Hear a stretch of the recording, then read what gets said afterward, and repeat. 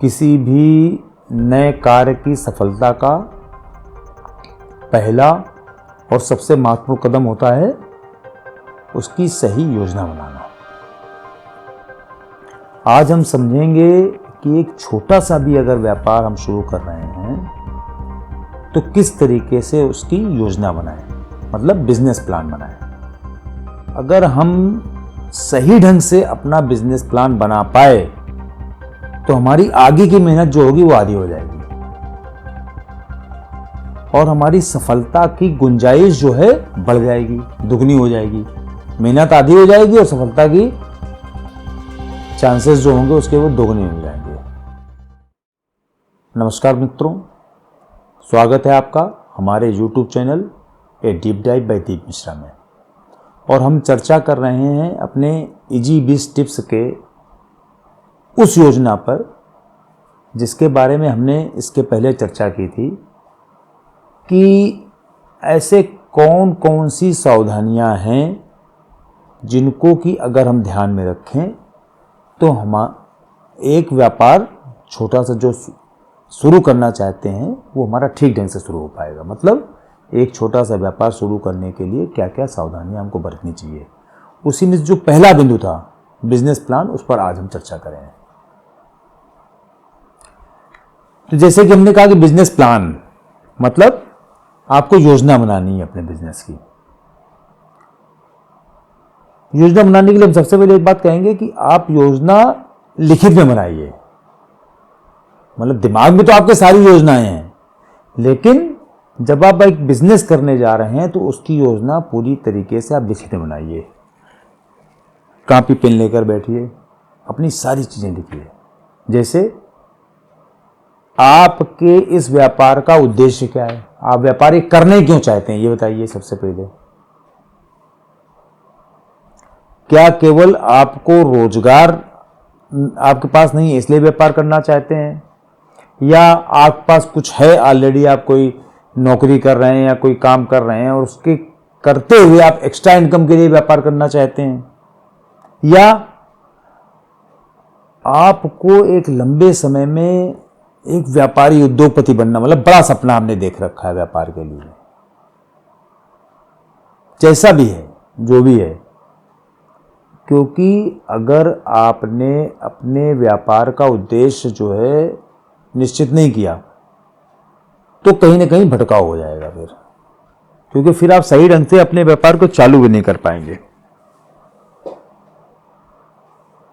आपने उद्देश्य अपना निश्चित कर लिया, अब अगला कदम क्या आता है कि आप कौन सा व्यापार करेंगे। मैन्युफैक्चरिंग करेंगे, मतलब प्रोडक्ट का काम करेंगे। प्रोडक्ट में ट्रेडिंग भी हो सकती है, मैन्युफैक्चरिंग भी हो सकती है, कुछ भी हो सकता है ना। या सर्विसेज का काम करेंगे, है ना, गुड्स और सर्विसेज, जैसे नहीं होता है। तो क्या आप करेंगे, इसके लिए भी आपको सोचना पड़ेगा। और ये चीज जो होती है, एक तो आपके मन में जो विचार आते हैं उनके बेसिस पर होती है कि हम कौन सा व्यापार करना चाहते हैं, किस प्रोडक्ट या सर्विस का, और कुछ आपकी लिमिटेशंस होती हैं, उस पर ये डिसाइड करता है। जैसे कि आपके पास लिमिटेड पैसे हैं, अब पता लगा आपका 500,000 रुपए हैं केवल, तो आप क्या करोगे, है ना। तो वो छोटा सा व्यापार, घर से ही आप पापड़ बनाने का, कुछ नमकीन छोटा बहुत, मान लो लैया चना पैक करके बेचने का, इस तरह का कुछ ना कुछ छोटी चीज आप सोचोगे। अगर आपका 10-20 हज़ार रुपए हैं तो आप सोचोगे एक छोटी सी दुकान खोल ले, चाहे वो चाय की दुकान क्यों ना हो, पान की दुकान क्यों ना हो, है ना, जिसमें से 5-10 हज़ार रुपये हमारे लग जाए। छोटी सी गुमटी ले आए, ठेला ले आए, इस तरह का कोई चीज़। अगर हमारे पास 50,000 लाख रुपए हैं तो हो सकता है आप और थोड़ी बड़ी चीज़ सोचने लगो कि मोबाइल की एक छोटी सी दुकान खोल ली हमने, इसमें 5-7 हमने हैंडसेट रख लिए, बाकी मोबाइल की एक्सेसरीज रख के अपना दुकान चालू कर दी। मेन चीज़ ये है कि आपकी जो लिमिटेशंस हैं उसके बेसिस पर भी आपका व्यापार डिसाइड हो सकता है, और आपके मन में जो काम करने की इच्छा थी कि हम इस तरह का काम करना चाहेंगे अपने लिए, उसके बेसिस पर भी आपका प्रोडक्ट और सर्विसेज डिसाइड हो सकती हैं। जब आपने प्रोडक्ट और सर्विसेज डिसाइड कर ली तो आपके टारगेट कस्टमर कौन से हो सकते हैं। जैसे मान लीजिए आपने सोचा कि हमको 10-20 हज़ार रुपये लगाकर चाय की दुकान खोलना है, तो चाय की दुकान कहाँ होनी चाहिए आपकी, चाय की दुकान या तो ऐसी जगह पर हो जहाँ पर कि स्टूडेंट्स रहते हैं, स्टूडेंट्स की मतलब जैसे जहाँ पर कोचिंग क्लासेस चलती हूँ, आसपास बच्चे निकलेंगे वहाँ से चाय पियेंगे। या ऑफिसेज का एरिया हो जहाँ पर कि आदमी थोड़ी दिन 1-2 घंटे बैठा काम किया और बाहर निकला तो उसको लगा कि एक कप चाय पी ली जाए। तो आप जो व्यापार सोचेंगे उसके हिसाब से आपको अपने कस्टमर का टारगेट भी सोचना पड़ेगा, है ना? क्योंकि अगर आपके टारगेट में आपका टारगेटेड कस्टमर नहीं है तो बिल्कुल अंधेरे में तीर चलाने जैसा है। क्योंकि व्यापार तो आपने चालू कर दिया, अब चाय की दुकान मान लीजिए आपने रेजिडेंशियल एरिया में खोल ली तो कौन चाय पीने आएगा, क्योंकि वहाँ तो आदमी रह रहा है ना, वो तो अपने घर में चाय बना के पिएगा, वो थोड़ी ना आपकी दुकान में चाय आके पिएगा आके। इसके बाद आता है कि हमने जो अपना काम सोचा उसके लिए हमारा इन्वेस्टमेंट कितना चाहिए होगा। जैसे हमने से पहले कहा था कि अगर मान लो आपको पहले से पता है कि हमारे पास इतने पैसे हैं तो उसी हिसाब से आप व्यापार सोचोगे। या हमने सोचा कि हमको ये व्यापार करना है तो हम उसके हिसाब से विचार ये करेंगे कि इसमें कितना इन्वेस्टमेंट लगेगा या इस व्यापार को प्रारंभ करने के लिए कितना खर्चा लगेगा, चाहे जो दोनों तरीके इन्वेस्टमेंट या खर्चा। जैसे इन्वेस्टमेंट किन किन चीज़ों पर हो सकता है, जैसे कि हम दुकान हमने मान लो खरीदी या बनवाई, इस पर इन्वेस्टमेंट हो सकता है। रजिस्ट्रेशन वगैरह हो सकता है उसका शुरुआती, वो पता लगा उसको इन्वेस्टमेंट हम कह सकते हैं, मान लो पूंजी जिसको कहते हैं शुरुआती। खर्चे में हम ये कह सकते हैं मान लो दुकान मैंने किराए पर ली तो किराए का मंथली हमारा कितना खर्चा है ना। या कोई ऐसा काम है जैसे मान लो हमने जीएसटी का रजिस्ट्रेशन करा लिया तो जीएसटी का रजिस्ट्रेशन कराने में हर महीने हमको कुछ ना कुछ उसको वकील साहब को या सीए साहब को देना पड़ेगा पैसा, 1000-1500 रुपये जो भी हमको अपने रिटर्न भरवाने के लिए देने पड़ेंगे, तो ये हमारे खर्चे हो गए। या माल जो हम खरीद के ला रहे हैं उसमें कितना स्टॉक रखना पड़ेगा, उसका कितना खर्चा होगा। स्टाफ रखना पड़ेगा अगर तो स्टाफ का कितना खर्चा होगा, बिजली का, इस तरह के जो भी छोटे मोटे खर्चे होते हैं इनकी आपको एक लिखित में, हमने शुरुआत में क्या कहा था, लिखित योजना बनानी पड़ेगी आपको, तभी आप सही ढंग से अपना काम चालू कर पाएंगे। तो सारी चीज़ें आप ब्लैक एंड वाइट में कागज में लिख लीजिए। शुरुआती मार्केटिंग का भी खर्चा हो सकता है ना, कि पता लगा कि जैसे नहीं पर्चे छपवा के उसमें अखबार में लगवाए जाते हैं, वो भी मार्केटिंग का तरीका होता है। बैनर बनवाने हैं, पोस्टर बनवाने हैं, स्टिकर बनवाने हैं। आजकल सोशल मीडिया का ज़माना है, सोशल मीडिया में अपना विज्ञापन करना है ना, किस तरीके से जो रिक्वायरमेंट है आपके बिजनेस के लिए। हमको बिजनेस प्लान में ये भी ध्यान देना पड़ेगा कि हमारी इस बिजनेस से कितनी रेवेन्यू निकलेगी या कितना प्रॉफिट होगा। बिजनेस प्लान का ये भी हिस्सा है, क्योंकि अगर हमने ये नहीं सोचा कि हमको हमारी सेल मान लो 1000 रुपये पर डे की हो रही है और हमारा मुनाफे का परसेंटेज 20% है, तो हमारी एक दिन की कितनी इनकम हुई, 200 रुपये। महीने में कितनी हुई, 6000 रुपये। तो बिजनेस जो हम चालू करने जा रहे हैं उसमें महीने की इनकम हमारी फिक्स हो गई लगभग 6000 रुपये के आसपास आएगी।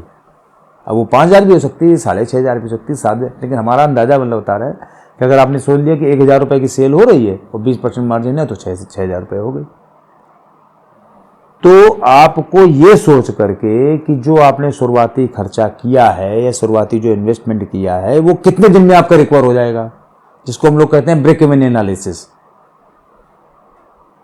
मान लो आपने 20,000 रुपये लगा दिए व्यापार में और 6000 रुपये सालाना महीने की इनकम हो रही है, तो कितने दिन में निकल आए, 3.5-4 महीने में निकल आएंगे पैसे, या आपके वापस आ जाएंगे, है ना। तो आपको ये भी अंदाजा होना चाहिए कि कितनी रेवेन्यू हमारी होगी, रेवेन्यू मतलब कितनी रिसीट होगी हमारी, उसमें कितना प्रॉफिट होएगा, इसका भी अंदाजा आपको लिखना पड़ेगा उस बिजनेस प्लान बनाते समय। जब आप बिजनेस प्लान बनाएंगे उसकी छोटी छोटी चीज नोट करेंगे तो आपको सब चीज़ें ध्यान में आएंगी अपने आप। हम तो आपको बता रहे हैं कि किस तरीके से आपको सोचना है उसके बारे में, है ना। जब आप सोचना चालू करेंगे तो अपने आप आपको चीज़ें ध्यान आती जाएंगी। उस व्यापार को करने में कितने जोखिम हैं, कितने रिस्क हैं, किस किस तरह के रिस्क हैं, और उन जोखिमों से पार पाने के कौन कौन से सॉल्यूशन हैं। भाई आपको पता होना चाहिए ना कि मालूम माल ना बिका तो क्या होगा। अब चाय की दुकान खोली आपने, दूध आपने 10 लीटर ले लिए सुबह और शाम तक पता लगा वो केवल 5 लीटर कंज्यूम हुआ, तो 5 लीटर बाकी दूध का आप करोगे क्या, है ना। तो ये व्यापार के रिस्क व्यापार से संबंधित रिस्क क्या है? सब्जी की दुकान है, सब्जी तो 24 घंटे बाद खराब है होनी है, वो फेंकी जाएगी। तो इसीलिए आप देखो कभी भी शाम को जो सब्जी वाले होते हैं वो सस्ते दाम में बेचने लगते हैं, क्योंकि सोचते हैं कि इसमें से जो पैसा निकला है वो उनका है, बाकी तो सब्जी बिकी फेंकी जाएगी, 2 घंटे कोई नहीं आएगा कस्टमर, तो सब्जी फेंकनी है हमको। तो ये रिस्क होते हैं, और उनका सॉल्यूशन क्या है? वही जैसे हमने बताया कि अब भैया 2 घंटा बचा है मार्केट का, तो इसको कम रेट में बेच दो। केला 4 दर्जन हमारे टेबल उस पर बचा है ठेले पे, तो 4 दर्जन अभी तो 50 रुपये दर्जन बेच रहे थे, अभी इसको 40 रुपये में बेच देंगे। बाद में कोई कस्टमर आएगा उसको 30 रुपये दर्जन में बेच देंगे, अदरवाइज तो बेकार ही होगा हमारा। तो ये जो रिस्क और उसके सॉल्यूशन आपको दिमाग में सोचने पड़ेंगे, लिखने पड़ेंगे कि आपके उस व्यापार में जो आप व्यापार करने जा रहे हैं उसमें कौन कौन से रिस्क हैं। ये तो हमने एक उदाहरण दी है आपको कि पेरिशेबल आइटम है उनके संबंध में।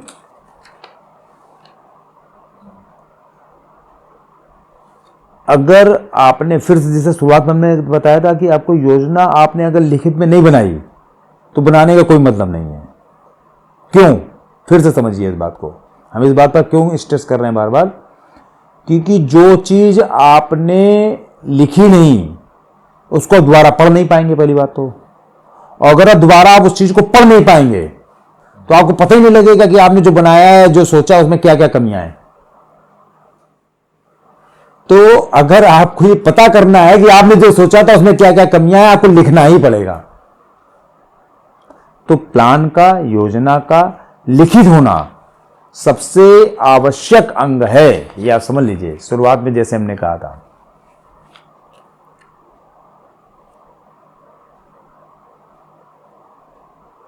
तो पूरी योजना लिखना, हमने जो उनके अलग अलग स्पेक्ट्रम बताए सारे कि उद्देश्य क्या है, कौन कौन से प्रोडक्ट या सर्विसेज पर काम करेंगे, हमारा टारगेटेड कस्टमर कौन कौन से हैं, है ना, या हमारा इन्वेस्टमेंट कितना होगा, एक्सपेंसेस कितना होगा, इसका रेवेन्यू क्या होगा, प्रॉफिट क्या होगा, इस व्यापार से संबंधित हमारे रिस्क क्या हैं, उनके सॉल्यूशन क्या हैं।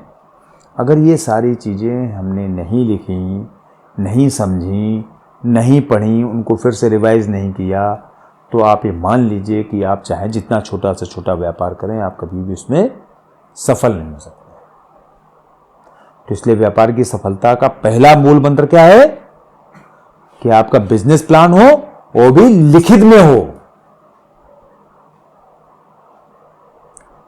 स्पष्ट रूप से लिखा हुआ जो बिजनेस प्लान होगा वो आपकी सफलता की दिशा तय करेगा।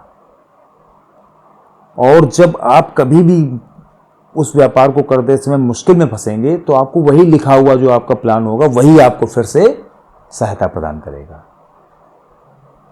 क्योंकि जब आप अपने काम को लिखते हैं तो पहली चीज़ क्या होती है कि आपको तो ये पता लगता है कि क्या क्या उसमें कमियां हैं जब दोबारा पढ़ेंगे, और दूसरी चीज़ ये कि आप अपने उस निश्चय के प्रति थोड़ा दृढ़ होते जाएंगे, अपनी उस लिखी हुई चीज़ को आप पूरा करने का प्रयास करेंगे। तो हमें लगता है कि आज के लिए इतना ही। हम लोग आगे और बात करेंगे कि जो हमने 10 बातें कही थी, जो 10 सावधानियां आपको बताई थी कि व्यापार चालू करते समय, उसमें से दूसरे मुद्दे पर बात करेंगे हम लोग। और वो मुद्दा क्या होगा? सही कानूनी संरचना को चुनना। मतलब कि हमारा लीगल स्ट्रक्चर क्या हो। मिलते हैं ब्रेक के बाद।